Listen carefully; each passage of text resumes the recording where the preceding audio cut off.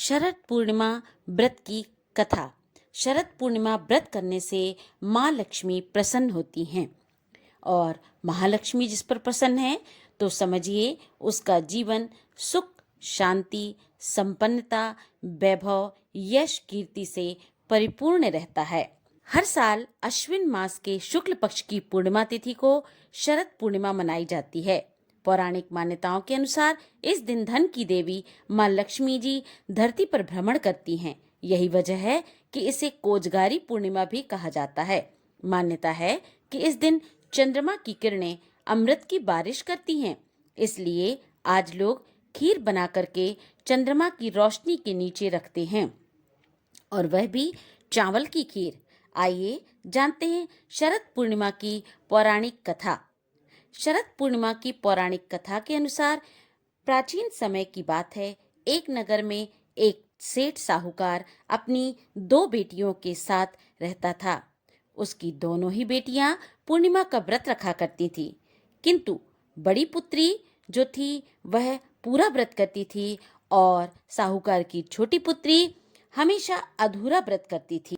और इसका परिणाम यह हुआ कि छोटी पुत्री की संतान पैदा होते ही मर जाया करती थी। उसने पंडितों से इसका कारण पूछा तो उन्होंने बताया कि तुम पूर्णिमा का अधूरा व्रत करती थी, जिसके कारण से तुम्हारी संतान पैदा होते ही मर जाती है। पूर्णिमा का पूरा व्रत विधि पूर्वक करने से ही तुम्हारी संतान जीवित रह सकती है। उसने पंडितों की सलाह पर पूर्णिमा का पूरा व्रत विधि पूर्वक किया। बाद में उसे एक पुत्र पैदा हुआ जो कुछ दिनों बाद ही फिर से मर गया। उसने लड़के को एक पाटे पर लेटाकर ऊपर से कपड़ा ढक दिया।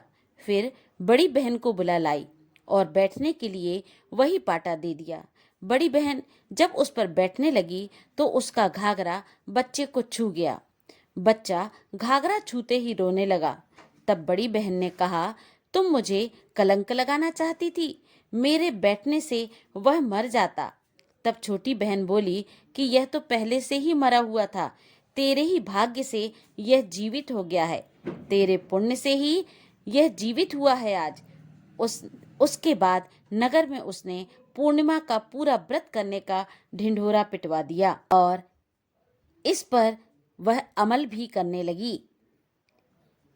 इस प्रकार से दोनों ही बहनें सुख, संपन्नता, यश, कीर्ति, वैभव भोगते हुए इस जीवन में अंत समय में सुख शांति पूर्वक मृत्यु को प्राप्त हुई और फिर अगले जन्म में वह फिर से एक अच्छे कुल में उत्पन्न हुई। इति श्री शरद पूर्णिमा व्रत कथायाम समाप्त।